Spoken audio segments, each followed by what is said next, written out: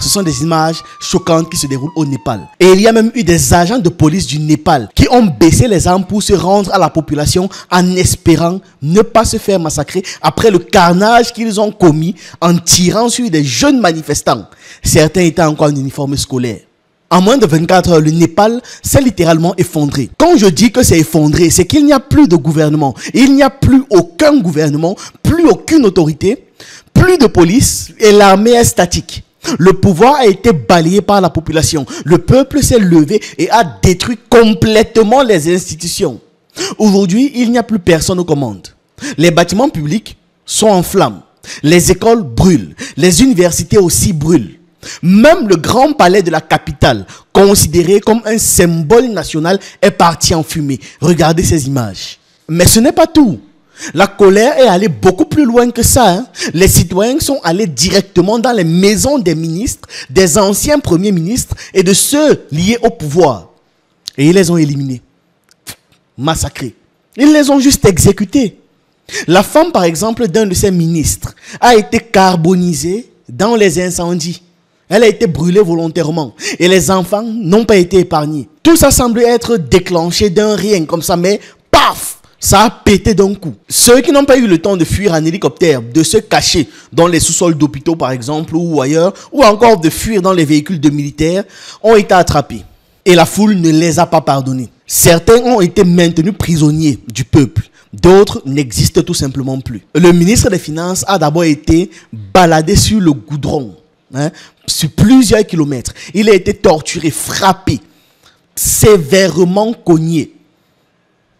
Et après, on l'a fait marcher dans la rivière en lui jetant des trucs dessus. Et après tout ça, il a quand même été exécuté. De toute façon, s'il ne mourait pas exécuté, ça allait être la douleur qui allait le finir. Les images sont tellement violentes que ça ne peut pas être partagé. C'est clair, ça ne peut pas être partagé. Par contre, il y a plein de ces images qui pilulent sur TikTok et Twitter. Parmi les autres personnes éliminées, on compte le président du Congrès népalais, la ministre des Affaires étrangères, le secrétaire général du Congrès, le conseiller en communication du Premier ministre et l'épouse de l'ex-premier ministre brûlé vive là, dont j'ai parlé. Son époux occupait encore d'autres fonctions officielles au sein du gouvernement. Donc elle n'a pas échappé. Le contraste avant-après démontre à quel point le pouvoir n'est que la masse. Le pouvoir n'est que ce que la population donne aux dirigeants.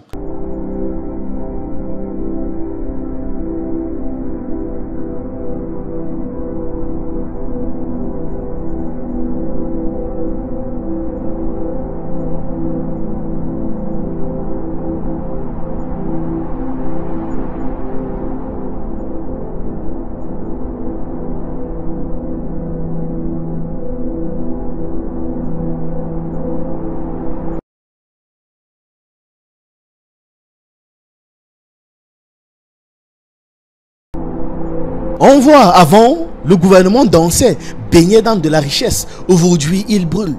Tous.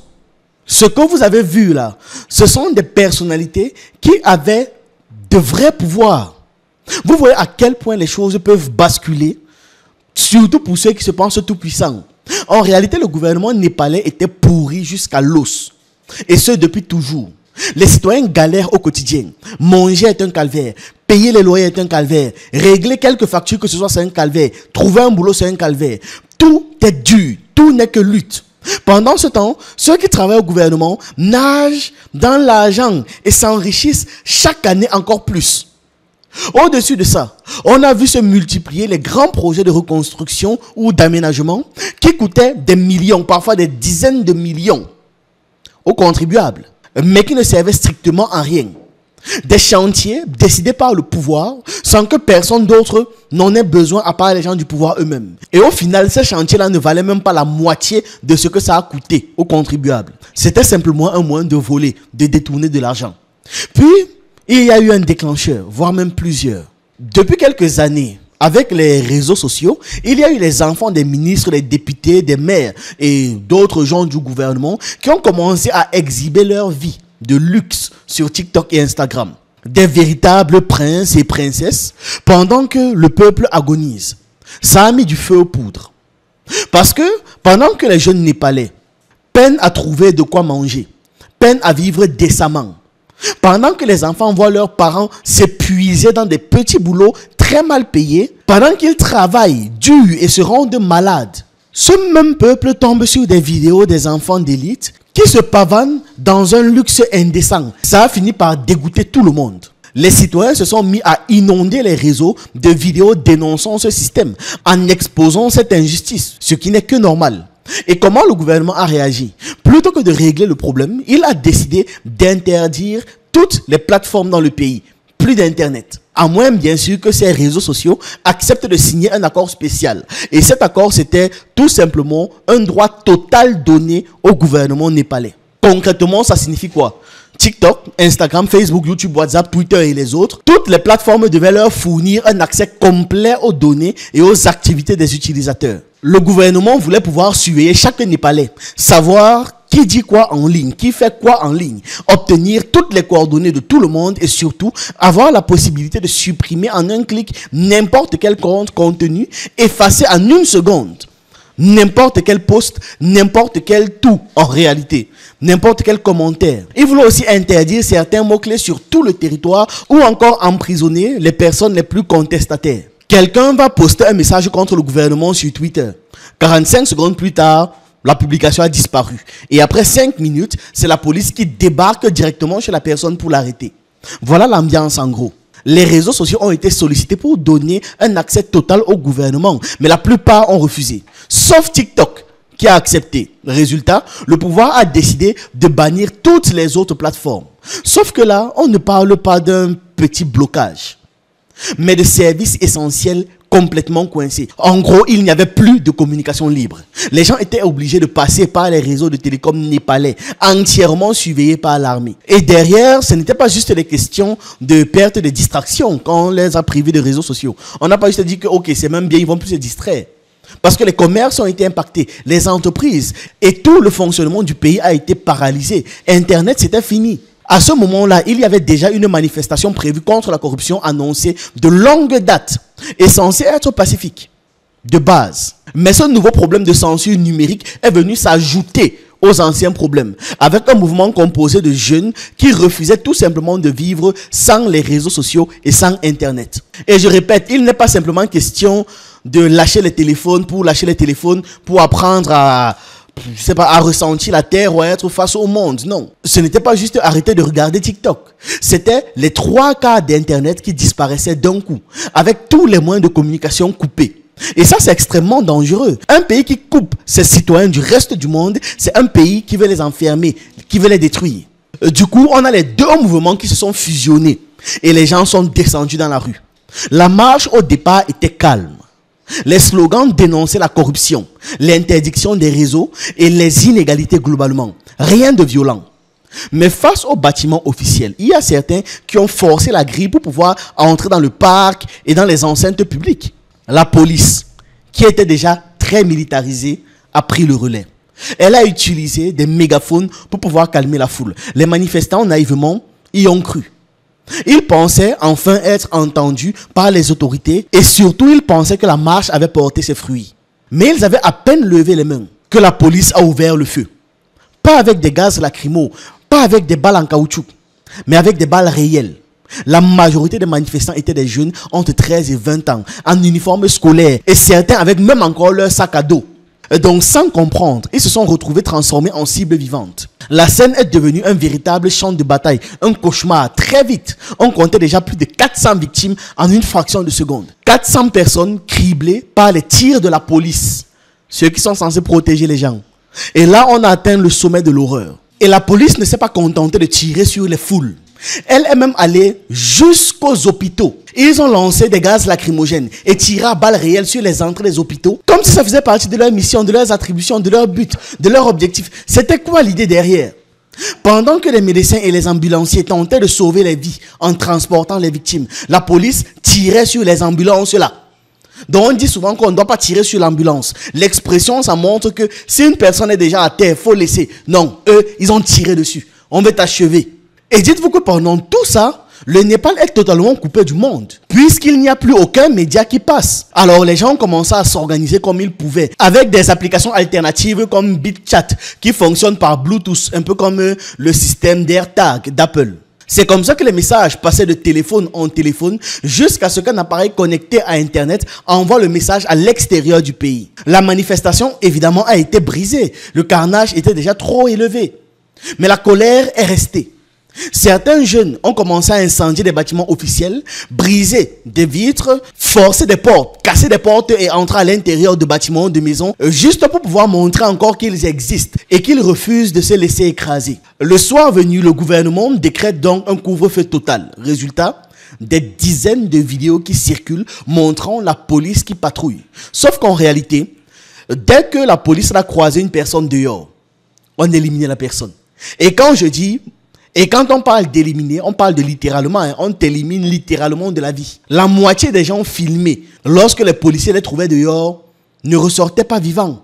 Plus choquant encore, parce que oui, on peut surenchérir avec tout ça. Il y a eu des vidéos qui montraient des policiers faisant du porte-à-porte la nuit, vers 23h, minuit, voire 1h du matin. Ils entraient dans les maisons et vidaient leurs chargeurs à l'intérieur. Les images sont si troublantes que même les Népalais eux-mêmes n'arrivaient pas à y croire. Et pourtant, c'était bien réel. Beaucoup de leaders de la contestation ont fini liquidés la même nuit par cette méthode. C'est avec tout ça que le peuple a dit que c'était trop. Le massacre commence. C'est comme ça qu'en une seule journée, ils ont décidé de renverser le pouvoir. Le palais de la capitale a été flambé. Le parlement a été réduit en cendres. Tous les centres gouvernementaux ont brûlé. Les lieux remplis de serveurs, d'archives et de données stratégiques ont complètement disparu dans la fumée. Sur le terrain, la police a été débordée. Tous les policiers n'ont pas tiré à balles réelles. Certains se contentaient de gaz lacrymogènes ou encore de balles non létales. Mais ça ne change rien pour la population. La foule était déjà trop nombreuse, trop en colère et avait déjà pris l'avantage. Dans certaines vidéos, on voit carrément des policiers piégés dans des bâtiments, enfermés, incapables de sortir, pendant que les manifestants les encerclent. Et c'est donc à partir de ce moment-là que la chasse aux élites a commencé pour de bon. Les citoyens ne se sont plus contentés seulement de détruire les institutions. Ils se sont directement attaqués aux responsables de tout ça là. Ceux qui ont eu le temps de fuir en hélicoptère ou dans des camions militaires ont échappé au pire. D'autres ont tenté de se cacher dans les ambulances, profitant des gyrophares pour passer inaperçus. Donc eux, ils ont ordonné qu'on tire sur des ambulances de malades. Mais ils se sont aussi cachés dans les ambulances pour pouvoir fuir la population. Ils n'ont pas réussi. Ils se disaient que les gens n'allaient pas oser arrêter un véhicule médical.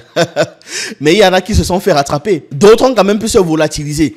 Mais ceux qui se sont fait attraper là, c'était un carnage. Maintenant, il y a d'autres encore qui sont tout simplement restés chez eux.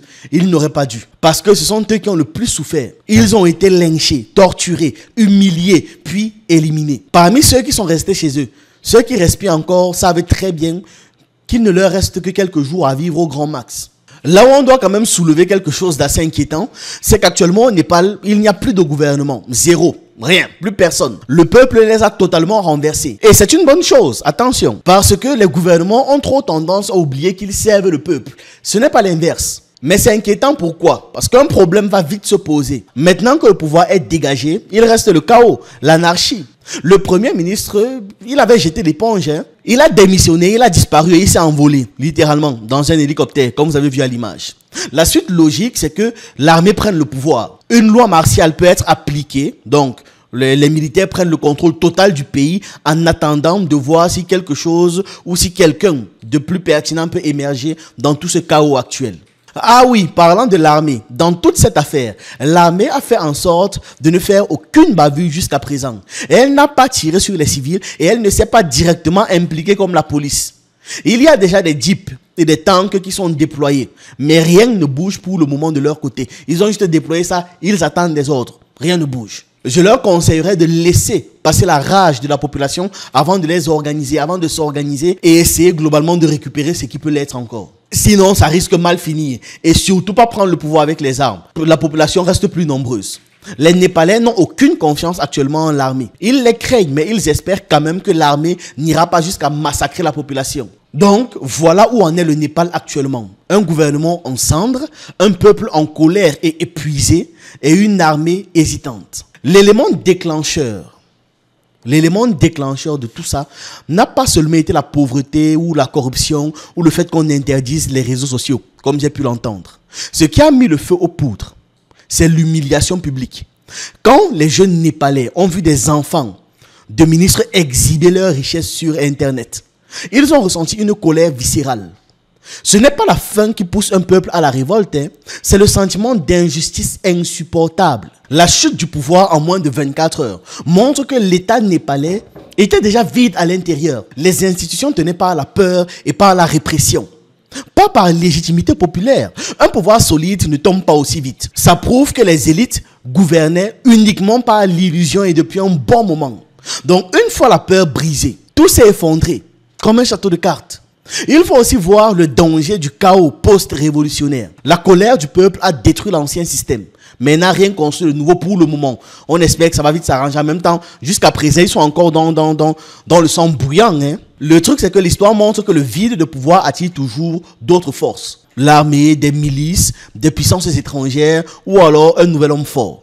La justice populaire est immédiate, mais elle débouche trop souvent sur des cycles encore plus violents. Donc il faut qu'ils fassent très attention à partir de maintenant sur qui va monter au pouvoir.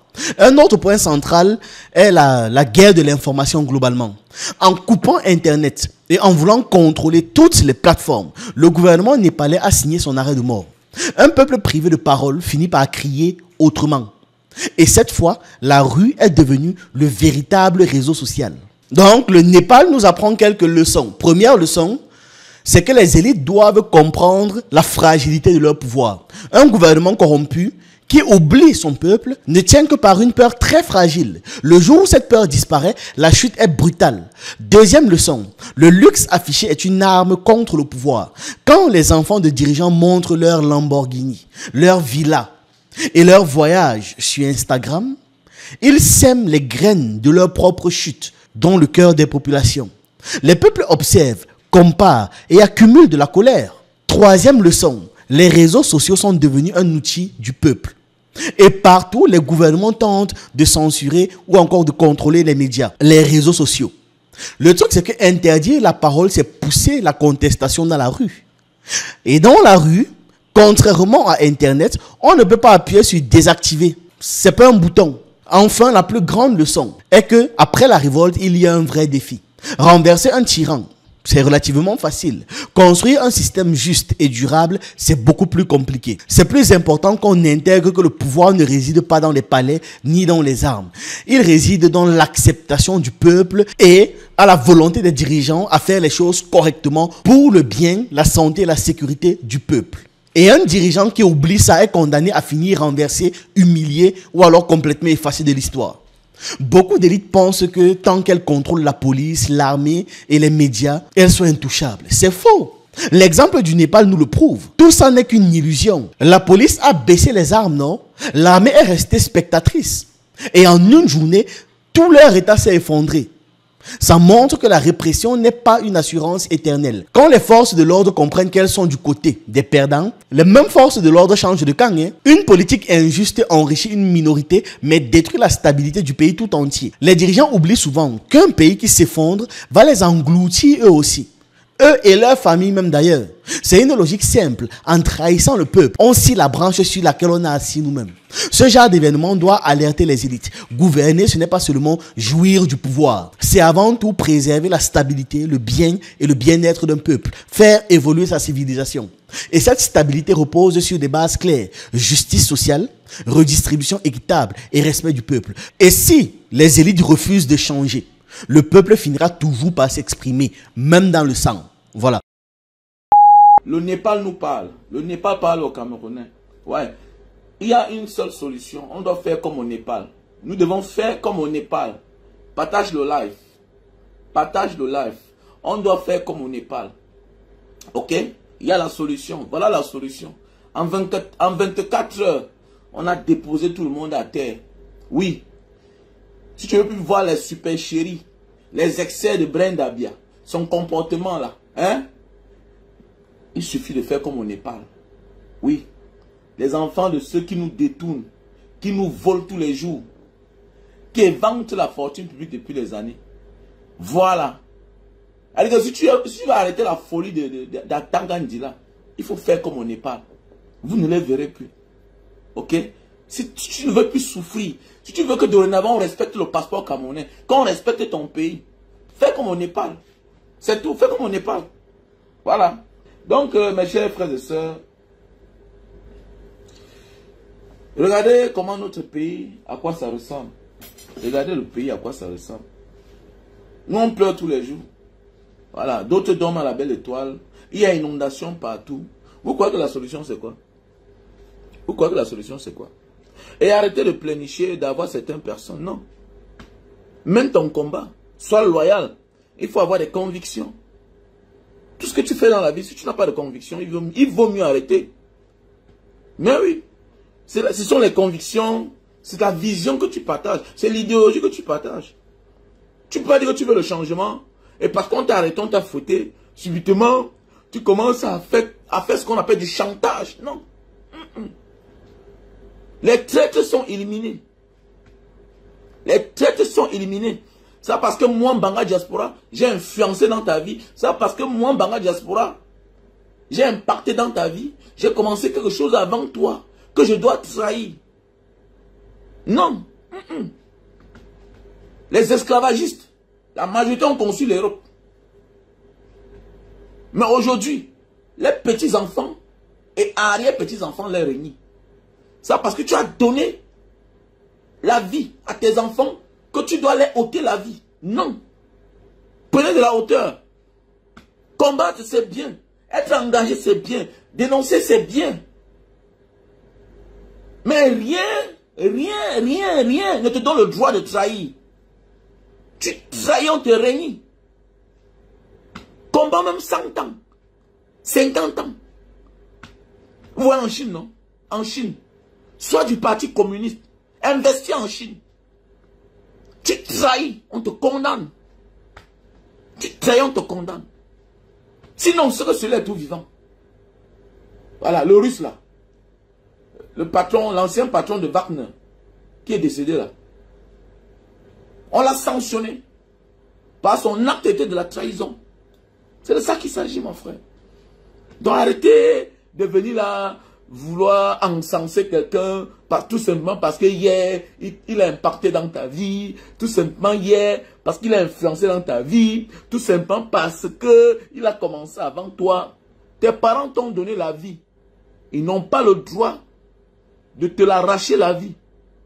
Ils n'ont pas le droit de te ôter la vie. Ok? Le plus important, c'est la libération du peuple camerounais. Et quelle que soit la position que tu occupes, essentielle que tu occupes, on te respecte. Mais tu fuck up, on te traite. C'est clair. Parce que le démon n'a pas pitié. Voilà un simple exemple. Je vois des gens parfois, quand tu critiques Paul Biya, non, il faut respecter les vieux. Mais est-ce qu'un vieux lui-même se respecte? Paul Biya se respecte. Hein? Est-ce qu'un vieux est-ce que Paul Biya lui-même, le vieux Paul Biya se respecte? Qu'as-tu fait des restes d'Amadou Ahidjo? Est-ce que lui-même se respecte? Il faut d'abord te respecter pour qu'on respecte les autres. Il faut respecter ceux qui ont vécu avant toi. Et de ce quoi? Ceux-là qui t'ont donné leur place. C'est Ahidjo qui a donné la chaise à Paul Biya. Est-ce qu'il respecte Paul Biya? Est-ce qu'il respecte Ahidjo? Est-ce qu'il respecte même son cadavre? Quelles que soient les affaires, les problèmes que toi et moi on a. Je suis Camerounais. Si je décède, mon ami, tu dois te soucier que mon cadavre est où? On doit m'enterrer sur la terre de nos ancêtres. Parce que de nos ancêtres, parce que c'est nos ancêtres ensemble. C'est nos ancêtres ensemble. Et dis-moi que c'est nos ancêtres ensemble. Quel que soit ce que j'ai fait, quel que soit ce que l'Américain fait, on ne le condamne pas à l'extérieur. On se bat à le ramener aux États-Unis, on le condamne. Quel que soit ce qui arrive à un Américain, même son cadavre, on se bat à ce que son cadavre rentre à la maison. Mais qu'est-ce que Paul Biya a fait d'Ahidjo? Qu'est-ce que Paul Biya a fait de son mentor, de son parrain, de son prédécesseur, de son patron? Qu'a-t-il fait de son patron? Et qui lui a légué sa place? Et qui pouvait donner à l'un de ses frères? Qui pouvait donner à Belouba Magari? Qui était son frère du village? Qu'a-t-il fait? Qu'a-t-il fait? Regardez comment sa fille nous nague. Oui, ça c'est naguer un peuple qui souffre. Dans un pays normal, les gestes de Brenda Abdia renversent son père. On peut être dans un pays où les enfants dorment à la belle étoile, où il y a des guerres, où les soldats tombent matin, midi, soir, les enfants des gens. Aucune compassion. Elle passe son temps à faire les vidéos, matin, midi, soir. Elle s'en fout. Elle se moque de la souffrance. Elle se moque de la souffrance. Elle s'en fout. Tout ce qu'elle fait là, si son père n'est plus président, elle va prendre conscience. C'est la folie de grandeur. Elle nargue les gens. Elle vit dans une autre planète. Si un jour son père n'est plus président, elle va se réveiller. Elle va se réveiller. Parfois, il faut souvent que les erreurs des uns et des autres les servent de leçon. Mais oui, parfois. Où est passé le fils de l'ancien président malien? Oui, il est où? Celui qui se baladait dans les yachts, dans les chaloupes, il est où aujourd'hui? Il a disparu. On appelle tout ça la folie de grandeur. Où sont les enfants de ces barons-là, au Népal, qui se comportaient comme les Brenda Abdia? C'est fini, ça finit seul, quelle que soit ta localité, quelle que soit ta position, ça finit seul. Voilà la solution. Quand les parents ne seront plus aux affaires, tous vont se taire, tous vont se cacher. Nous tuons, mais attendez, mais c'est le karma, non? Qui tue par l'épée, périra par l'épée. Donc on vous dit que on ne doit pas avoir pitié de ces gens. Qui t'a dit que Aïdjo c'est un saint? Personne n'a jamais dit qu'Aïdjo c'est un saint. Pour moi, Aïdjo n'est pas le saint. Paul Biya c'est la continuité d'Aïdjo. Mais c'est clair. Paul Biya est la continuité d'Aïdjo. Ils se font ça dur. Et parfois il faut souvent parler à ceux qui sont aux affaires aujourd'hui. Que regarde, Aïdjo était le chef d'État du Cameroun. Il était le patron, mais regarde là où il a fini. Donc attendons la fin de Paul Biya. Non, il ne suffit pas de mourir. Il suffit de voir comment on va traiter ton cadavre. Parfois, il ne suffit pas de mourir. Il suffit de voir comment on va traiter ton cadavre. Parfois, ta mort, elle n'est que le début de tes problèmes. Parce que ta progéniture va en payer le prix. Ta descendance doit en payer le prix. On connaît des personnes qui sont mortes, mais jusqu'à aujourd'hui, il n'y a que des drames dans leur famille. Donc, même après ta mort, tes problèmes ne s'arrêtent pas. Attendons pour voir. Attendons pour voir. Tout se paie ici-bas. Tout se paie ici-bas. Si tu viens pour me déstabiliser, je vais te bloquer. Ok? Voilà. Si tu veux te déstabiliser, je vais te bloquer. Ok? Si tu viens pour me déstabiliser, je vais te bloquer. Est-ce que c'est ta page? Est-ce que tu as un vrai profil?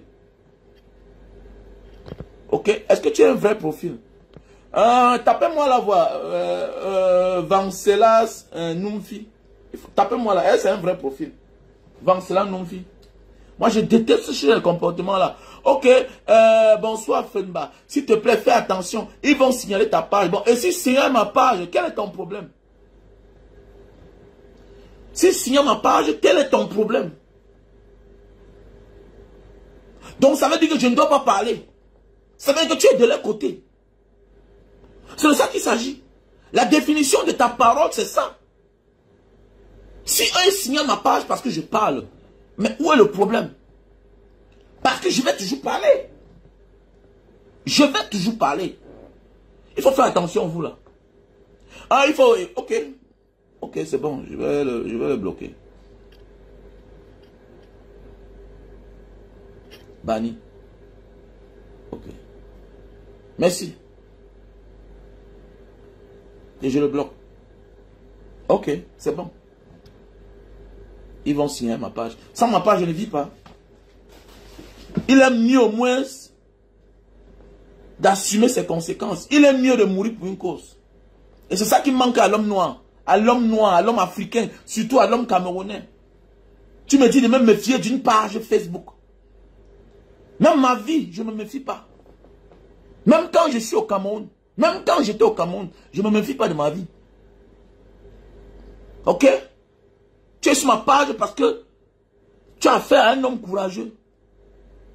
C'est parce que tu as affaire à un homme courageux. Si tu n'es pas courageux, ne viens pas sur ma page.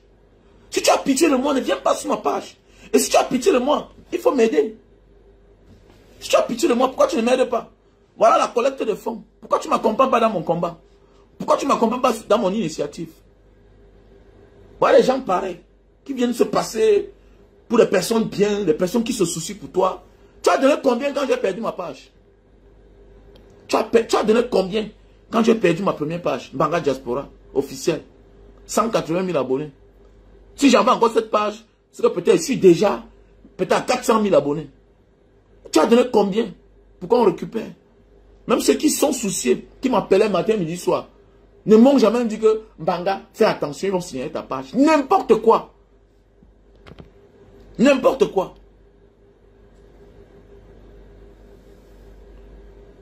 Et puis ça te donne le droit là. Ça te donne ce droit de venir dire ça. Vous voulez le changement enfin? Est-ce que tu veux le changement? Quand tu veux le changement, si tu n'es pas courageux, laisse celui qui a le courage de parler. C'est de ça qu'il s'agit. Les moins courageux, pourquoi ils sont comme ça? Quand je vois des gens comme toi là, je te vois comme un lâche. Laissez les courageux faire. Et assumer les conséquences. Laissez les courageux faire et assumer les conséquences. Et on n'accuse personne. Si tu pleures, pleure toi seul. Ne dis pas que je parlais pour vous. Celui qui a quelque chose à faire pour toi doit le faire maintenant. Si tu veux m'accompagner, accompagne-moi maintenant. J'ai au moins 50 élèves. La scolarité de 50 élèves qu'on doit payer. Mbanga Diaspora, l'association Mbanga Diaspora doit payer la scolarité au moins de 50 élèves. Et là, on n'a même pas l'argent de 30 élèves. Tu as donné combien? C'est ça qui me donne la force. C'est ça qui me protège dans mon combat. Quand je fais ça, je me sens bien. Je me sens spirituellement élevé, protégé contre les forces du mal qui nous cherchent partout. Pourquoi le travail qu'on a là, c'est un petit travail? Il faut être un esprit pour faire ça. Parce que même spirituellement, on t'attaque par tous les voies et moyens. On t'attaque. Tu penses que je peux aller quelque part boire n'importe comment? Faire ce que je veux? Tu penses que je peux aller dans un bar, je bois, je laisse mon verre, je viens faire ce que je veux? Hein? Tu penses que je peux faire comme ça là? Tu penses que je fais confiance à tout le monde? Tu penses que je ne vois pas les risques que je prends pour m'engager? Tu penses que je n'ai pas une famille?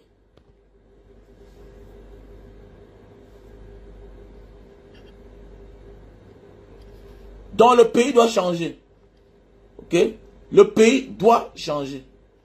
Donc n'ayez pas peur. C'est parce qu'ils ont peur. Et ils sont nombreux là. Même au Népal, les gens parlaient pareil. Il y avait des gens comme vous. Que non, ça ne peut jamais se passer comme ça. Ça ne peut jamais. Ça ne pourra jamais. Non, même c'est comme ça dans la vie. Quand la mort arrive, quand le danger arrive, tu ne crois pas. Tu montes les dents. Ce qu'on appelle là, c'est le faux courage. C'est le faux courage. Tout ce que vous faites là, c'est le faux courage. Au Népal, plus violent. L'armée est plus puissante. Ils sont plus riches que le Cameroun. Le Népal est plus riche que le Cameroun. L'armée est puissante là-bas. Mais on les a renversés. On les a renversés. On les a renversés. Donc faisons beaucoup attention. Ok? Faisons beaucoup attention. Le changement, c'est bientôt. Et le changement est en route. Et ça se dessine déjà. Voilà les signes de la fin. Vous voyez la comédie, la comédie là. C'est comédie club. C'est comédie club. Hein, à la présidence. C'est la fin. C'est les signes de la fin. Et notre pays sera libre. Et je suis fier du silence du président Maurice Kamto. Il a fait sa part. Maintenant, à nous, le peuple, de faire pour nous. Sois cloîtré dans ta mentalité villageoise. Si les choses vont changer. Nous tous on veut le changement. Chacun va aller au paradis. Mais qui va mourir? Qui va mourir? Ne mourons pas pour notre pays. Ne mourons pas. Restons là. Les Népalais sont morts pour libérer le pays. Ils sont morts, mais ils ont renversé. Et plus jamais, aucun dirigeant ne va encore se comporter de la sorte. Ils ne vont plus jamais subir ce que les dirigeants précédents les ont fait subir. Jamais de la vie. Si Paul Biya part par la douceur, l'autre viendra toujours nous appliquer la violence, la haine. C'est clair. Et notre pays ne peut jamais changer, ne changera jamais. Jamais. Jamais. Jamais notre pays va changer. Tout pays développé détermine, définit à quoi ressemble la mentalité de son peuple. Quand tu vas dans un pays développé, tu peux connaître l'histoire du peuple. Les Indonésiens, c'est les gens debout. Ils ne blaguent pas. Vous changez la loi, c'est le problème. Donc, comment tu veux qu'un fonctionnaire te serve? Comment tu veux qu'un élu vienne te servir? Quand il se rend compte que vous êtes un peuple amorphe, comment veux-tu que quelqu'un qui a le droit d'être à votre service vous serve quand il se rend compte que vous êtes des peureux? Mon ami, ce sont des obligations qui imposent à quelqu'un. C'est la vision du peuple. Que celui-là qu'on a décidé qu'il soit là-bas est obligé de matérialiser la vision du peuple. Comment tu veux que quelqu'un se mette à ton service quand lui, la fonction publique qu'il occupe, lui sert de te mater, de te violenter? Au lieu d'être à votre service, c'est vous plutôt qui êtes à son service. Vous avez vu ça où? Vous avez vu ça où? Vous avez vu ça où? Voilà, papa Samuel Eto'o, bonjour. Bonjour, papa. Je viens te dire, papa Samuel, je suis disponible pour t'accompagner en Gambie. Voilà, je suis prêt.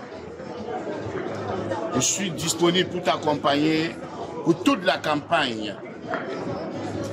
Pour toute la campagne. Voilà. Comme vous savez bien, je suis le seul artiste parmi tous les artistes que vous avez déjà parrainés, soutenus. Je suis le seul artiste qui est venu à la veillée de papa. Le papa David. Voilà. J'ai même perdu ce que vous connaissez. Ma voiture est restée en Gambie. Mais ça ne m'a pas découragé. Je suis avec toi jusqu'à la gare.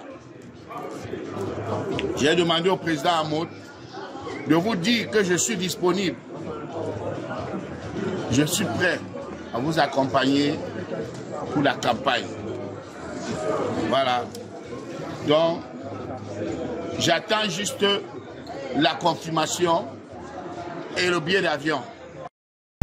Le 11 octobre à Clermont-Ferrand. 11 octobre à Clermont-Ferrand, c'est à 45 minutes, 1 heure de temps de Lyon. Le libérateur sera là-bas. Le 18 octobre au Mans. Le 18 octobre au Mans, le libérateur et les libératrices viendront vous mettre le chaud. J'ai la rage. Je vais exploser Mans. Et maintenant, la poteuse, c'est le 25 octobre à Fribourg. Fribourg, c'est en Suisse. Fribourg, c'est en Suisse. Le libérateur sera là-bas. Alors, c'est vous-même qui avez dit. Ouais, j'ai demandé pardon à Tchafa Jonas. Tchafa Jonas, tu avais raison. Tchafa Jonas, tu avais raison. Je viendrai te demander pardon à genoux. Tu avais raison, Tchafa. C'est pas les gens-ci qui ont dit qu'au lieu d'accompagner Kouagne, si je comprends bien, Kouagne veut dire Moukouagne. Au lieu d'accompagner Kouagne, il préfère que Pobia reste là-bas. C'est vous-même qui avez dit ça, non? Mais c'est vous qui avez dit qu'au lieu d'accompagner Kouagne, hein? Au lieu que le président Moïse Kamto demande à tout le monde de soutenir Kouagne, que Beta Paul Biya reste là-bas. Maintenant, quand quelqu'un écoute donc, madame, s'il vous plaît, arrêtez ça. Arrêtez ça. Arrêtez ça. J'ai dit arrêtez ça. Je n'arrête pas, J'ai dit arrêtez ça. Arrête ça. Et on est pas au Cameroun ici, arrête ça. Arrête de le fumer, t'es dit arrête ça. Non mais c'est sa vidéo à lui. Ne réponds pas, déchet. Elle est d'abord sale même. Allons-y donc. Donc, c'est vous-même qui avez dit qu'au lieu de donner, d'accompagner Kouagne, vous préférez que Pobia reste au pouvoir. Je vais vous poser une seule question et vous me donnez une réponse. Entre Paul Biya et Cabral Libye, qui est pour le changement? Vous dites que vous voulez le changement. Entre Paul Biya et Cabral Libye, qui est pour le changement? Répondez-moi tout simplement. Viens comme ça. Entre Paul Biya et Cabral Libye, qui est pour le changement? Jafar Jonas a raison. Donc vous n'êtes pas là pour le changement. Vous êtes là pour suivre une personne. Vous dites que vous ne pouvez pas accompagner Kouagne.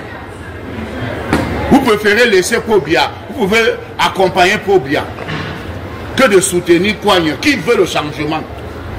Maintenant, quand on fait semblant de vous suivre, j'ai fait une vidéo, je ne suis même pas encore allé là-bas et je ne serai même pas au Cameroun avant la campagne.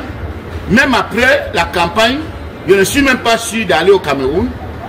Mais comme j'ai tapé votre ventre, j'ai vu ce que vous pensez. Vraiment, on m'avait dit. Je ne croyais pas. On m'avait prévenu. Je ne croyais pas. Vous vous êtes démasqué. En 2018, j'ai soutenu votre président si j'ai perdu 80 000 $ au Canada. On m'a chicoté, on a pris mon passeport. J'ai fait plus de 4 ans sur place sans travailler. Ça n'a pas empêché que je sorte toujours les chansons pour libérer. Ça n'a pas empêché. Ma liberté de penser n'a pas changé. Votre président est venu ici à Paris, il m'a calculé. Il est venu ici à Paris, il m'a calculé. Il n'est pas encore président, il ne me calcule pas. C'est quand il sera président qu'il va me calculer. Hein? Il n'est pas encore président, il n'est pas président, il ne me calcule pas. C'est quand il sera président qu'il va me calculer. Un vieux combattant comme moi, hein? Qui a combattu comme moi au Cameroun, qui a combattu comme Longuet Longuet au Cameroun, qui a perdu dans ce combat plus que Longuet Longuet, qui a perdu. J'entends certains flemmards dire que mendiant. Mais les gens que je peux nourrir, même pendant 10 ans, hein?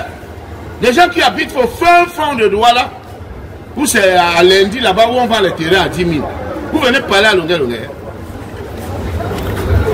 Je suis dépassé.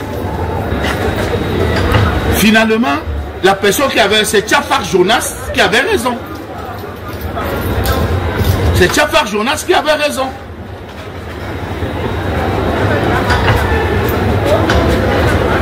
C'est terrible. Dieu vous a démasqué. J'ai seulement tapé votre ventre.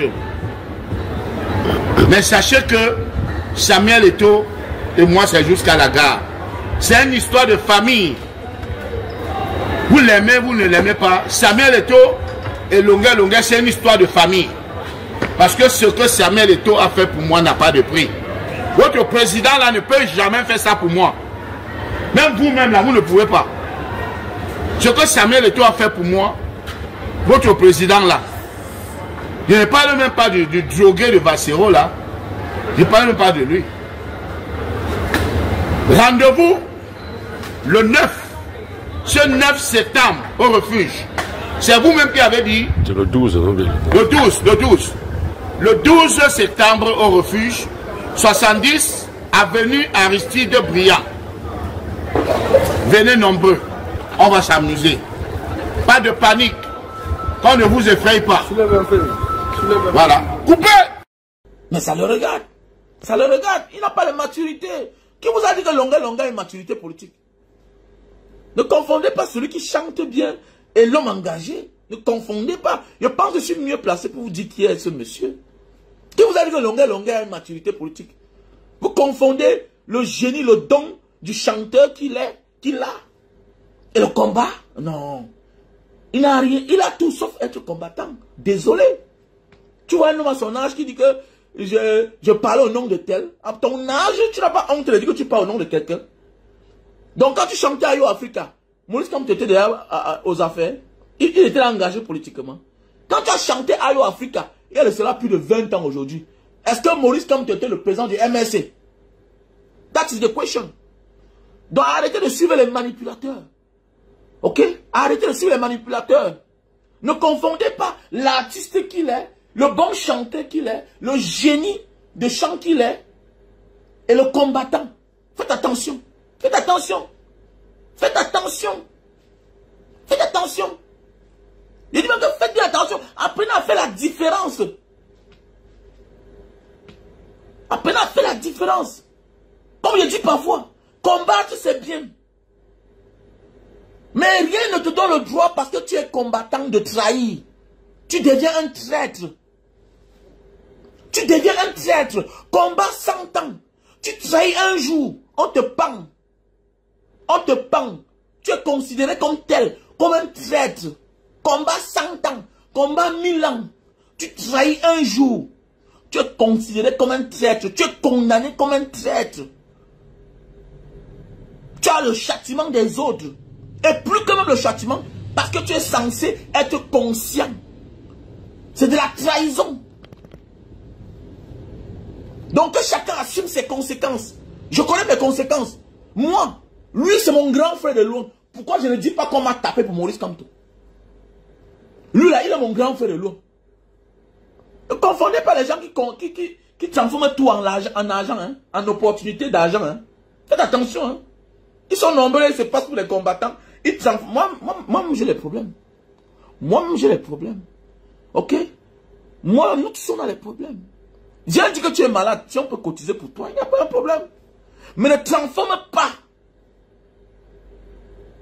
Ne transforme pas n'importe quoi en argent. Ne transforme pas les sujets aussi importants en argent. Oh, je supportais Maurice Kamto, il est venu à Paris, il ne m'a même pas reçu. Est-ce qu'il m'a géré? Mais on va recevoir un homme comme toi là, qui est clivant. Qui est clivant. Combien de personnes aiment ta musique? Combien de personnes te rejettent quand tu viens en face? Pourquoi? Mon ami, quelqu'un qui aspire à être président, doit recevoir un homme qui s'assoit à Mondo Vision, qui dit que j'ai pris une femme dans la nuit hier, elle a volé mon argent. Hein? C'est normal. Quelqu'un qui veut être président. Attendez, vous avez vu beaucoup de choses là. Vous m'avez un jour vu à côté de lui. Parce que ça ne marche pas avec moi. Ça ne marche pas. Nul n'est parfait. Aucun être humain n'est sain. Mais il y a des choses qu'on doit cacher. Parce qu'il y a ce qu'on appelle l'éthique. L'éthique, la déontologie. Ok? Un homme normal à un certain âge, il est anormal de t'asseoir en public, dire que je suis allé porter 2 filles, j'ai dit à Adamou Shopping de donner sa part 50 000 pour que lui aussi ignore ça. Tu viens de dire ça en public. Dans un pays normal, on t'arrête. Dans un pays normal, on t'arrête. Voilà. Donc, le président Maurice Kamto va te gérer. Il va te gérer. Il va te recevoir, te donner la place pour que demain tu prennes ça pour lui faire le chantage. Il ne te reçoit pas. Et tu as dit ça depuis. Qu'il ne peut jamais te recevoir. Parce qu'on m'avait déjà dit. Il ne te reçoit pas. Il te reçoit pourquoi? Il te gère pourquoi? Il te reçoit pourquoi? Pourquoi il va te gérer? Pourquoi il va te gérer quand tu es clivant? Quand tu es instable? Quand tu vas quand tu réduis tout au chantage, en argent. En argent. Avec tout ce qu'on a fait ensemble, tous les risques qu'on a risqués ensemble, tout ce qu'on a subi, est-ce que ça t'a empêché de me nier? De me nier? Est-ce que ça t'a empêché? Ça veut dire que même si je mourais, on pourrait transformer mon genre de mort que je me suis suicidé. Et toi, tu veux garder le silence, c'est tout. Tu es clivant. L'OTAN donne raison au président Maurice Kamto. Tu es clivant. Tu es un bon chanteur, mais pas un bon combattant. Parce que tu n'assumes pas le retour. Un bon combattant assume le retour. Un bon combattant assume le retour. Assume les risques. Assume les conséquences. Est-ce que toi, tu as la femme au Cameroun? Est-ce que tu as les enfants au Cameroun? Moi, je vis au Cameroun. J'ai femme, j'ai enfant. On a kidnappé ma femme. On l'a enlevé parce qu'on me cherchait. On m'a traumatisé mes enfants. Pourquoi moi, je ne pleure pas? Le jour qu'on t'arrête là, n'est-ce pas? Tu vois ma femme à la sémile? Mais pas c'est parce qu'on me cherchait. Pourquoi moi je ne prends pas ça comme le commerce? Je pourrais aussi, parce que toi tu réduis toi l'argent. Voilà. Parce que pour 30 000 €, que tu croyais que tu devais manger toi seul. Tu as dit que je ne connais pas Mbanga Diaspora. C'est quand moi je sortais que lui il entrait. Ah bon? Ah bon? N'importe quoi. Donc que chacun assume les conséquences de son engagement. Voilà. Que chacun assume les conséquences de son engagement.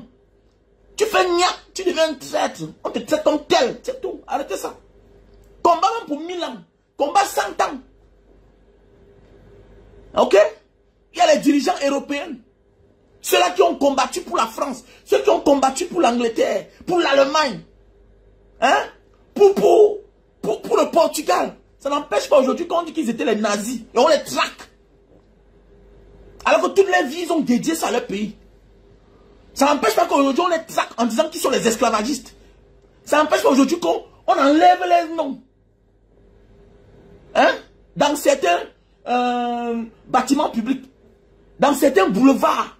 Les gens qui ont conçu le pays. Aujourd'hui, dans certains pays, il y a les gens qui font partie de ceux qui ont conçu le pays. On les déshonore. On les déshonore. Combien de fois, toi, tu es qui? Pourquoi on ne te déshonore pas? Tu as fait quoi? Donc parce que j'ai donné la vie à mes enfants, je dois leur ôter la vie? Qui t'a dit ça? C'est ça qui tue l'homme camerounais. On passe le temps à oublier. On passe le temps à oublier. Faites attention. Je suis radical. Hein. C'est pourquoi ouais, je ne parle pas trop. Hein. Je suis radical. J'assume ce qui m'arrive. Voilà. J'ai ma joie de vivre. Je ne prendrai jamais le combat pour faire de ça le commerce. Jamais de ma vie. Si je veux, je demande. Oui. Dis que Mbanga Diaspora, oui, après les directs, ils vendent les produits. Oui, ça m'empêche de mendier. Ça m'empêche. Vendre ta famille d'un point d'oreille. Si tu as faim, tu dois trahir. Vous croyez que les gens ne nous appellent pas? Dessus la toile, si là. Il y a combien de courageux? On les compte du bout des doigts. On les compte du bout des doigts. Dessus la toile là. Les combattants qui ont la niaque. Qui font même des choses que les gens voient. Qui font même des choses que le gouvernement apprécie. Je fais partie des combattants qui ont la niaque. Qui est déterminé depuis les années. Qui a une conviction. Qui a une ligne à suivre depuis les années. Je ne m'assois pas dehors pour parler. Je reste au Cameroun, j'assume les conséquences. Et que je connais plusieurs parmi eux. Qui me connaissent. D'autres sont même mes voisins. L'un des patrons de la Sémile, c'est mon voisin. On ne s'entend pas. Il a tout fait pour qu'on... Toi là, jamais de la vie. Faut parler quoi là? Par exemple, certains sont en train de faire nyama nyama.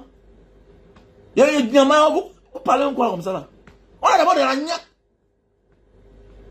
On est influent vrai. Mais ça ne nous donne pas le droit de réduire tout au chantage. Que non, ce que je fais là, vraiment, le président Maurice Kamto ne m'a pas reçu. Il va te recevoir pourquoi? Pourquoi tu reçois? Quelqu'un qui veut être présidentiable. Ok? Qui t'a dit ça se passe comme ça là? Si vous affichez avec tout le monde, on s'affiche pas avec tout le monde. Tout le monde n'est pas Samuel Eto'o. Non. Il y a des gens au monde qui ont de la gigote. Si Samuel Eto'o connaissait qui il était, c'est qu'il ne s'affiche pas avec tout le monde. C'est qu'il n'assume pas tout le monde. C'est pas tout le monde qui assume la racaille.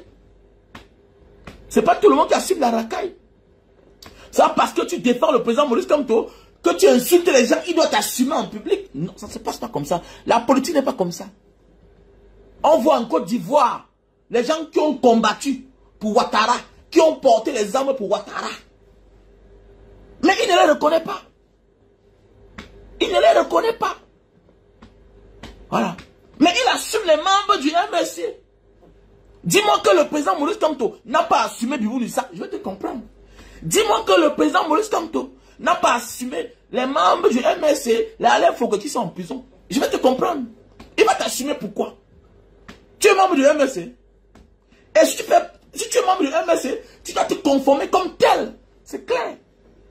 C'est clair. C'est clair. Donc arrêtez ça, dis donc. Et en retour, tu as souffert plus que qui? Il a souffert plus que toi. On m'a arrêté, on a arrêté ma femme. Toi, on t'a arrêté qui? Tu as qui? Tu as qui? Tu vis où? Tu vis où au Cameroun? Tu vis dans quel quartier? Que non, on m'a tapé pour Maurice Kamto. Regardez, tout le marchandage, la vie des gens, la politique, la lâcheté. Les gens ont parlé. Non, on ne doit que parler. Tant que tu parles du président Maurice Kamto, je vais te parler. Tant que tu ne gères pas le président Maurice Kamto, je ne te gère pas. Et quand ça va m'énerver, je vais commencer à faire que les vidéos. Tu sais que je te connais plus que tout le monde. On se connaît bien. Voilà pourquoi quand je parle, tu te tais. Parce que tu connais. Et comme je te connaissais que tu es quelqu'un de clivant, instable, voilà pourquoi je ne t'ai jamais tout montré dans la vie. Parce que je connais qui tu es. Regardez-moi les opportunistes comme ça là. Les opportunistes qui résument tout à l'argent. Tout pour toi c'est l'argent. Oui, il fallait que le président Maurice Kamto te reçoive. Oui, comme tout pour vous c'est l'argent. Voilà pourquoi assumez Samuel Eto'o. Assumez Samuel Eto'o parce que tu dis que tu sais ce que Samuel Eto'o m'a fait. Mais attendez, c'est quoi? Si ce n'est pas l'argent. Si ce n'est pas l'argent, c'est quoi? On est en train de parler de l'avenir du Cameroun. Tout pour vous, c'est l'argent. Les Oumyobé qui sont morts pour le Cameroun, là, ils étaient riches. Les Félix Moumien qui sont morts pour le Cameroun étaient riches. Les Ene Wandje qui sont morts pour le Cameroun étaient riches. Les Donanga Magabe qui sont morts pour le Cameroun, est-ce qu'ils étaient riches? Les Osanda Afana, les Osenda Afana sont morts pour le Cameroun. Est-ce qu'ils étaient riches?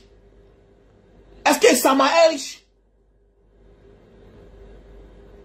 Est-ce qu'un Boamasson est riche? Mais c'est quoi avec vous l'argent, l'argent, l'argent? Est-ce que toi tu es malheureux? Est-ce qu'il y a un artiste comme Faroche comme toi? Est-ce qu'il y a un artiste comme Faroche que toi? Où est la moralité? C'est ça qui vous manque. C'est ça qui vous... Mon ami, envoyez vos enfants à l'école. Le génie est bien. Le génie ne demande pas l'école. Non. Le talent ne demande pas l'école. Mais le savoir-vivre demande l'école quelque part. Le savoir-vivre demande l'école. Même nous, on n'a pas été à l'école, mais la vie nous enseigne. La vie nous enseigne le bon sens de la vie. Tu n'as pas honte d'être un vieux père, un grand-père comme toi, venir tous les jours en public. On m'a tapé pour Maurice Kamto. Par rapport à quoi? Moi, je vais dire quoi? Moi qui est ton petit frère.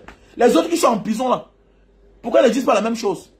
À ton âge, si tu continues à le faire, c'est du chantage. C'est vous qui continuez à suivre ce monsieur-là. Je ne le gère pas.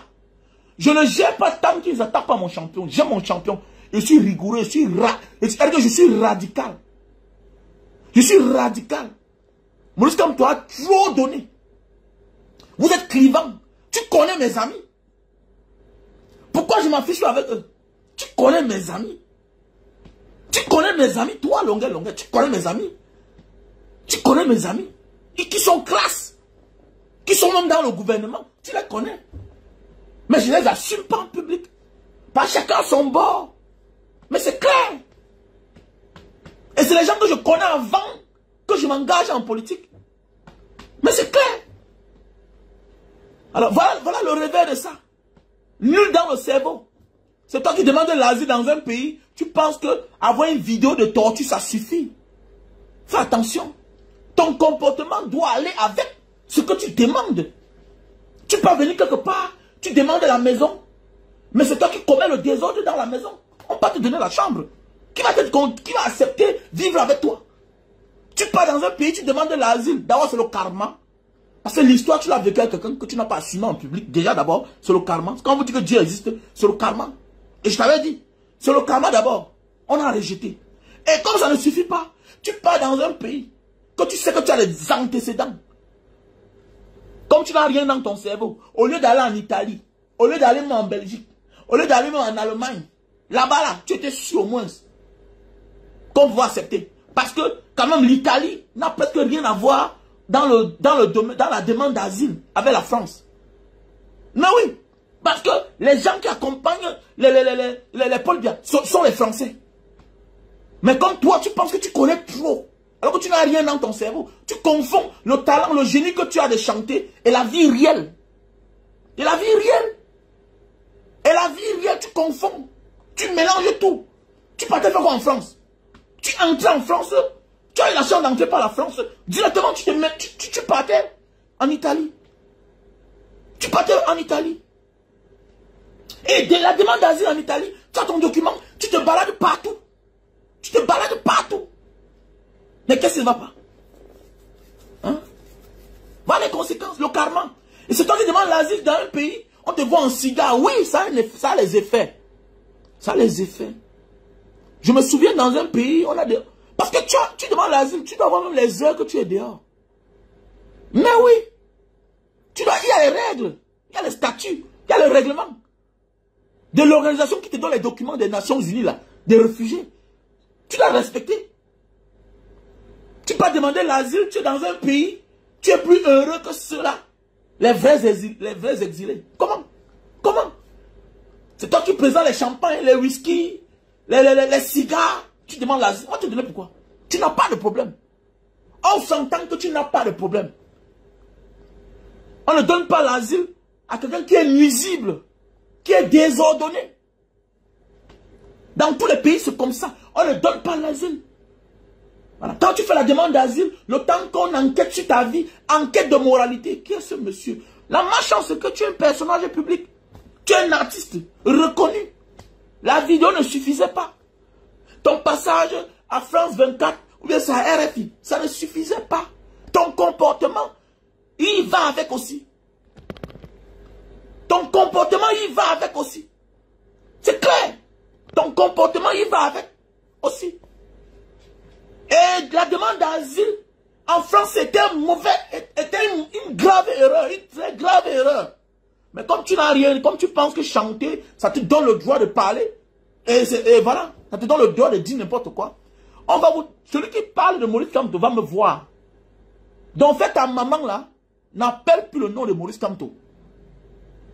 Je suis calme dans mon coin, mais tant que tu parles de Maurice Kamto, 100 fois, 10 fois, je vais sortir. Il n'est pas obligé de te recevoir. Il n'est pas obligé de te recevoir. C'est clair. D'abord, ce n'est même pas ton égal. Il ne doit pas te recevoir. Parce que toi et moi, je vais te parler.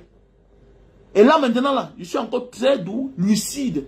Mais quand je serai sérieux, ce sera que les vidéos. Parce que là, c'est violent. Tu as confiance en moi, non? Et tu as tout dit que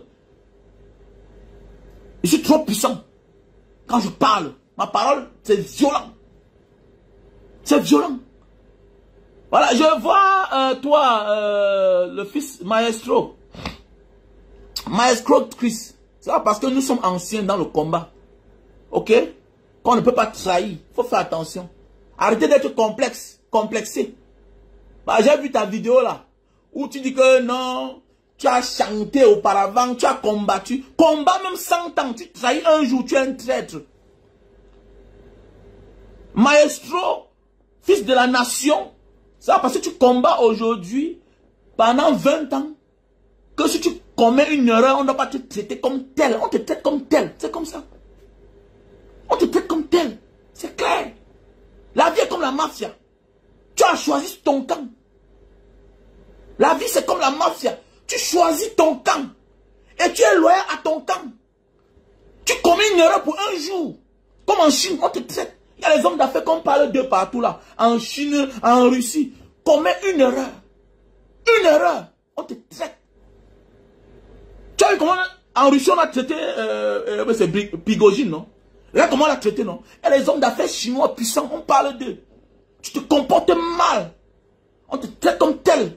Donc, que chacun assume les conséquences de la voie qu'il a choisie. C'est clair. Et ne l'utilisez pas pour faire le chantage aux gens. Si c'est le chantage, je peux faire le chantage tous les jours. Parce que si on parle des combattants qui ont subi, j'en fais partie. Mais je ne parle pas pour décourager certains. Moi, j'ai souffert. Vous n'avez pas posé la question, pourquoi j'ai fait 3 ans au Cameroun? C'est pas tout le monde qui vient pleurer en public. C'est pas tout le monde qui vient pleurer en public que je n'avais pas le passeport. Hey, faites attention. Hein. Moi, on m'a torturé. Hein. On m'a torturé. Hein. Et jusqu'à maintenant, là, j'ai perdu les positions. Hein. Donc, on arrête le chantage. Le combat n'est pas le chantage. Je n'ai pas parlé de mes anciens amis. Mais tu parles mal de Maurice Kamto. Moi, toi et moi, on a un problème. C'est clair. Tu parles mal de Maurice Kamto. Toi et moi, on a un problème. C'est clair. Je me lève sur toi. Et quand je ne suis pas encore vraiment chaud, je fais les directs. Mais quand je serai chaud là, je fais la vidéo. Parce que c'est ce que je vais dire. Regardez-moi les opportunistes comme ça là. On vous a dit que la vie des gens, c'est les opportunités, la vie des gens. La politique n'est pas la vie, c'est la vie des gens. Hein. C'est pas une affaire de ventre. Hein. Fais ce qui est bien, on te motive, hein. C'est clair. Regardez-moi les gens, c'est quel genre d'argent que tu cherches même? Quel genre d'argent? Quel genre d'argent? Par-ci, par-là, on te donne 1 million, 500 000, 2 millions là-bas. Mais qu'est-ce qui ne va pas? Vous êtes dans la sorcellerie ou quoi? Mais qu'est-ce qui ne va même pas là? Qu'est-ce qui ne va pas avec vous? C'est la sorcellerie. C'est que j'ai d'argent.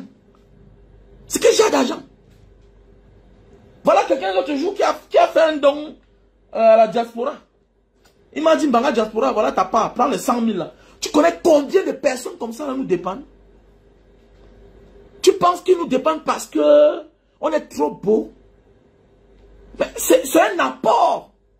C'est un apport. Parce que nous partageons la même vision avec son champion, avec son héros. C'est ça la vie en fait. C'est ça la vie. À pareil moment l'an passé, les collectes des fonds pour les déplacés du Nozo, j'étais dans plus de 3 500 000. Mais le fait qu'on ait écarté notre champion, notre leader, beaucoup sont refroidis et je les comprends. Je les comprends. Je ne prends pas ça pour faire le chantage que vous devez cotiser parce que moi on a enlevé. On a enlevé ma femme, monsieur. On t'a enlevé qui? On a enlevé ma femme. Tu sais ce qu'il veut dire? Que tu fais les choses, on enlève ta femme.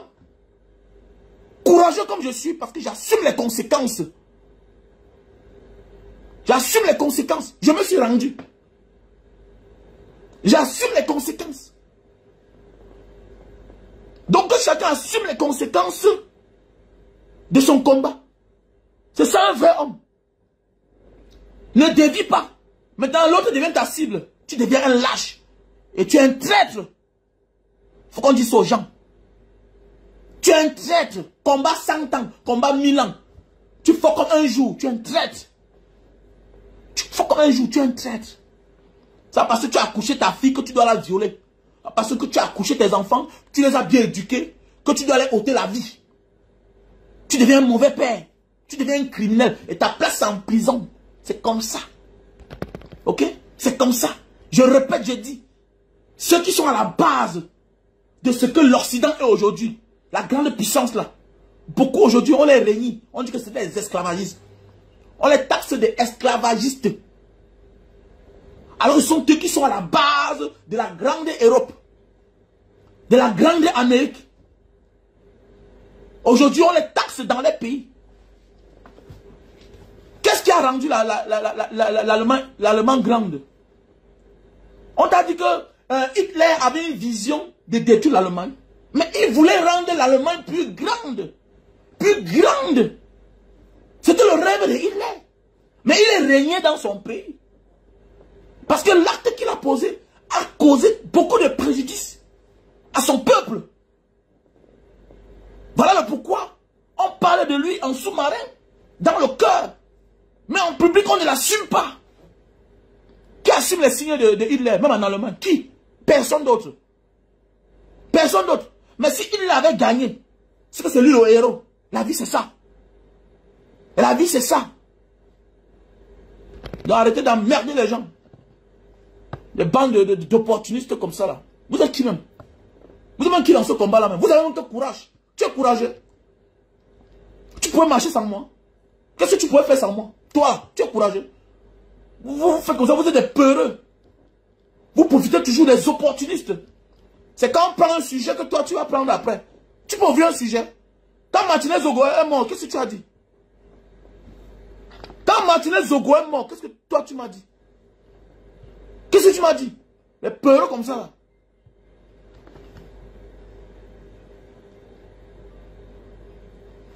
Les peureux qui viennent en plus montrer comment ils sont courageux. Après ils ne veulent pas assumer les conséquences. Que chacun assume ses conséquences. Que chacun assume les conséquences. Regardez les gens comme ça là.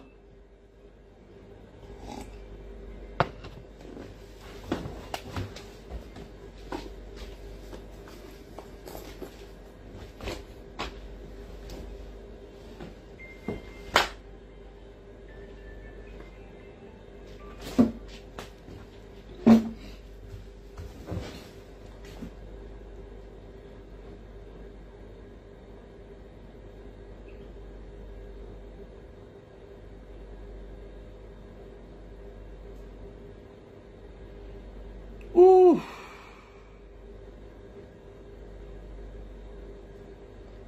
Quoi, c'est pour rien qu'on se débrouille. Nous tous on pouvait être là tous les jours à faire le buzz, tous les jours. Mais oui.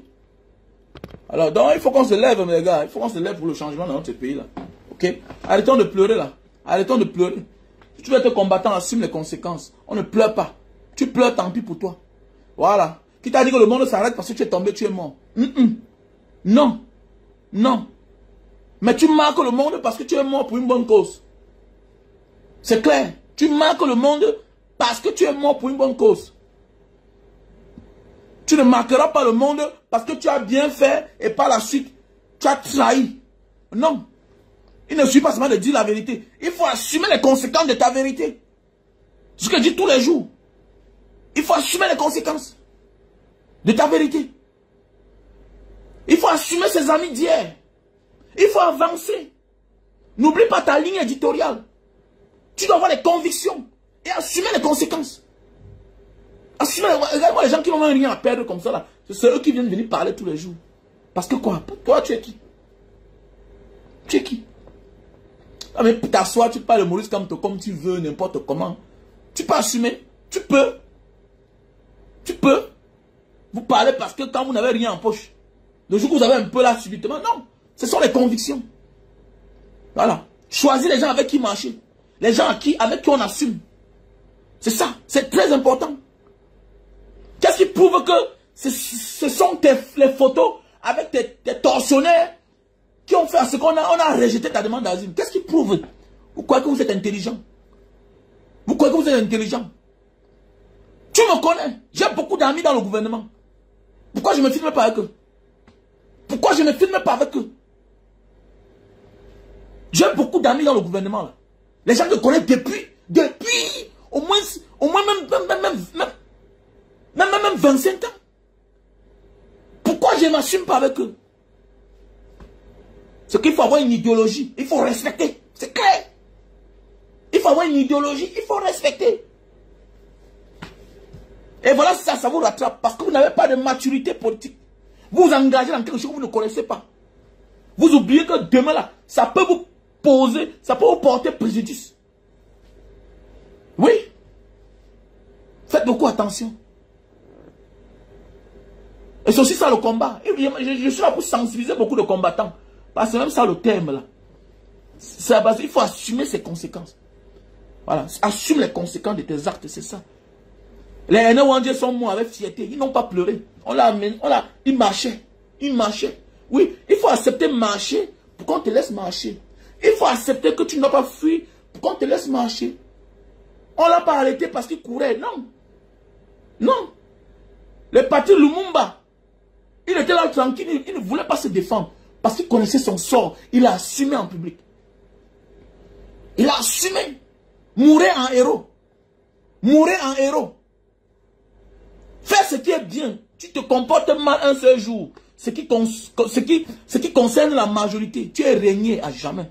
C'est clair. Tu es régné à jamais. Il y a des gens qui ne méritent pas avoir les photos dans vos salons. Mais oui. Il y a des gens qui ne méritent pas avoir leurs photos dans vos salons. Même certains membres de votre famille.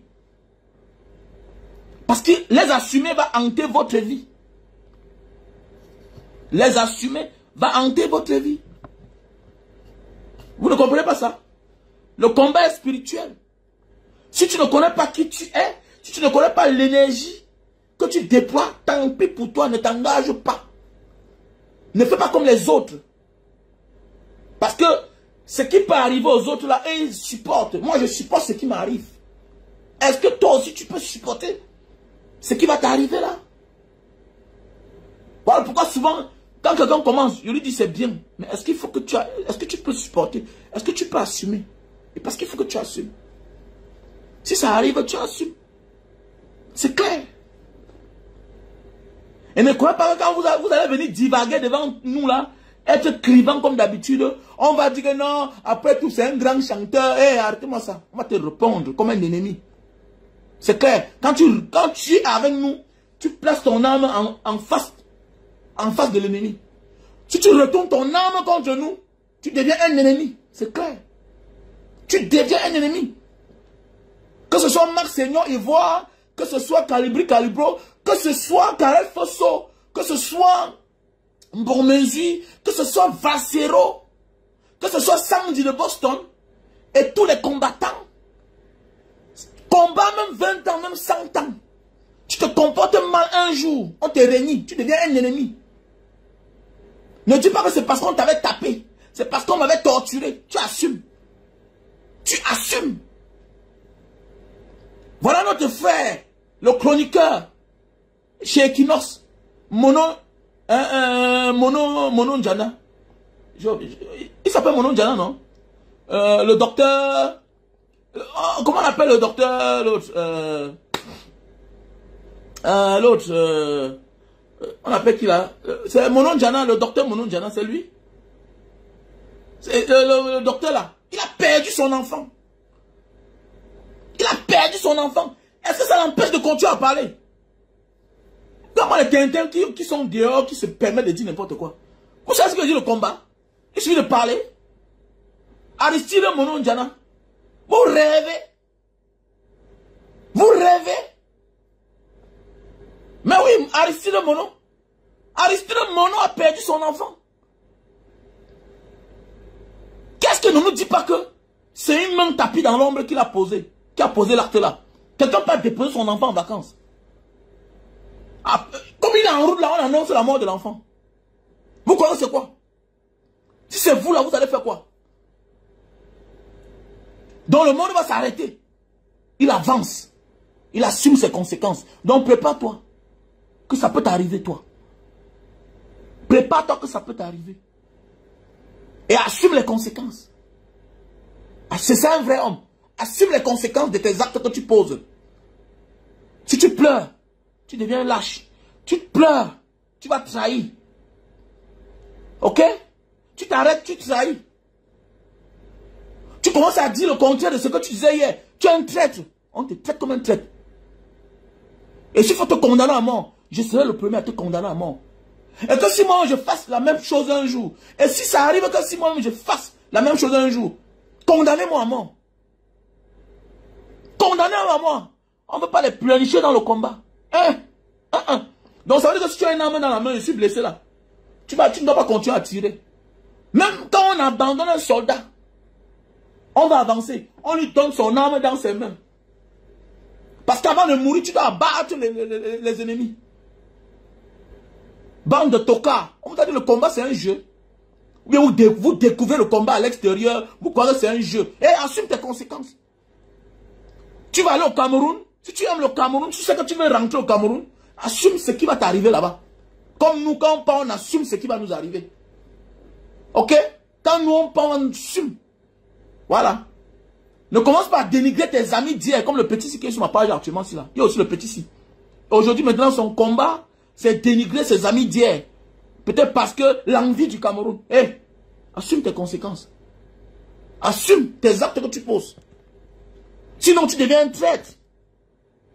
Sinon, tu deviens un traître. Assume les conséquences de tes actes. Il faut assumer. C'est ça un leader. Les gens ne te suivent pas pour rien. Les gens ne t'acclament pas pour rien. Les gens ne partagent pas pour rien. Ceux-là refusent d'être devant. Quand tu prends les devants, il faut assumer les conséquences de ce qui va t'arriver. C'est clair. Sinon, tu es un traître. Ce n'est pas un jeu. Sinon, tu es un traître. Tu veux être un héros?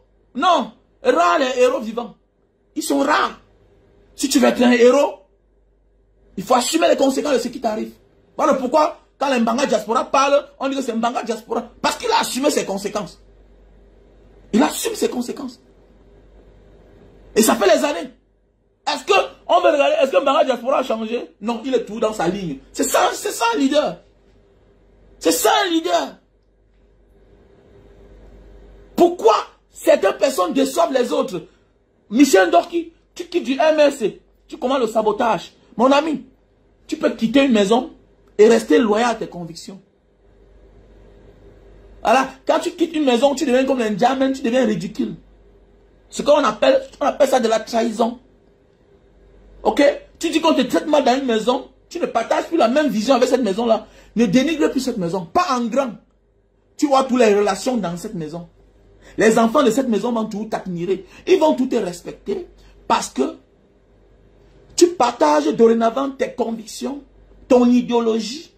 sans toutefois saboter le père de la maison. C'est clair et net. C'est clair et net. Quitte d'une maison, tu as habité là-bas 1 an, 2 ans, 10 ans, tu étais enfant adoptif. On t'a maltraité, assume. Et de sur quoi tu as réussi? Tu as réussi, alhamdoulilah, c'était la volonté de Dieu. La vie t'a endurci, la vie t'a enseigné. Mais on ne t'a pas tué. Le père de la maison ne t'a pas violé. Il ne t'a pas abusé. Tu es vivant, tu as réussi. Les enfants de la maison n'ont pas réussi. Respecte au moins la maison là. Si tu sors, tu commences à faire du sabotage, ça veut dire que tu veux détruire où tu viens. Et vouloir détruire où tu viens, ça veut dire que tu veux détruire tout le monde. Alors que c'est un poids. N'oublie pas que cette maison-là continue à donner de l'espoir. Là où on t'a accepté, on peut aussi accepter les autres. Quitte pas en tenant compte que les autres seront toujours de passage là-bas. N'oublie pas que tu as pu acquérir quelques expériences de ta vie. C'est ça la vie. C'est ça la vie. Donc assumez les conséquences. Assumez les conséquences de ce qui va vous arriver. Ne venez pas emmerder les gens. Voilà, ne venez pas emmerder les gens. Ne croyez pas que parce que vous êtes là aujourd'hui, vous faites des choses et que demain, on va pardonner vos erreurs. Non, on ne pardonne pas ton erreur. Tu es traité comme un traître. Tu es traité comme tel. Il faut qu'on te le dise. Voilà, combat 100 ans, que Longuet chante 20 ans, combattant. Mais, si Jaï, il est traité comme un traître, c'est tout. On n'en a rien à foutre. On n'en a rien à foutre. Ok?